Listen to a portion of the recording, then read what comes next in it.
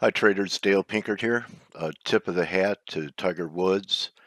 He validates my theory that to become a great trader, the key ingredient and element is perseverance.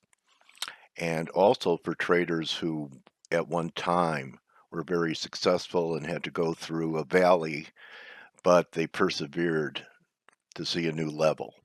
So let's look at what's ahead for next week. I'm looking at the Dixie right here.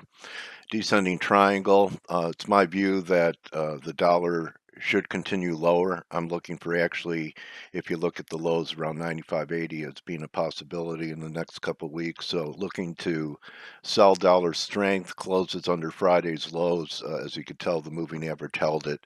So right around 96.70-ish, the market should be in trouble. I'd sell rallies up to 710, 720. You're wrong over the high of the move, or at least last week's high, 97, say 55 stop, something, give it a little tolerance, and looking for a decline in the dollar. So with that happening, I think I'm starting to look ahead.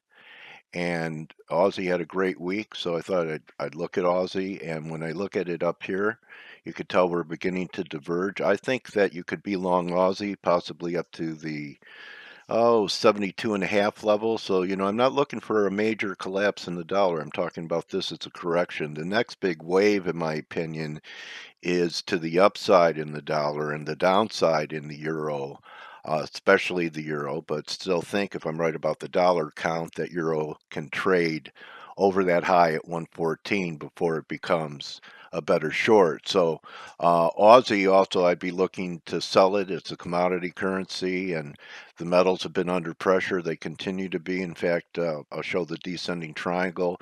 Perhaps the metals recover a bit with this week. If I'm right about a weaker dollar didn't really support gold last week. It supported risk on and equities, and to a lesser extent crude, which crude closed lower on Friday.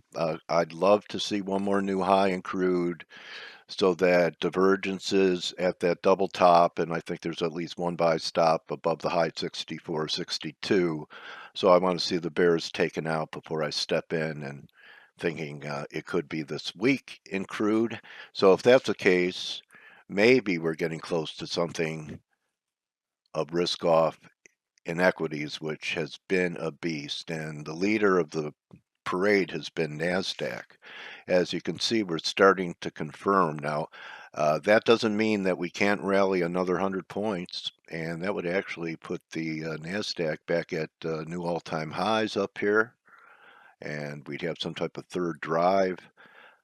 But anyone who's getting long up here, I think that they may experience something like people who got short down here or liquidated here. So call me uh, call me a stubborn bear. I'm looking for a correction in this market. I think that what could trigger it is the end of the dollar decline and the beginning of a big move up in dollar towards the end of the month.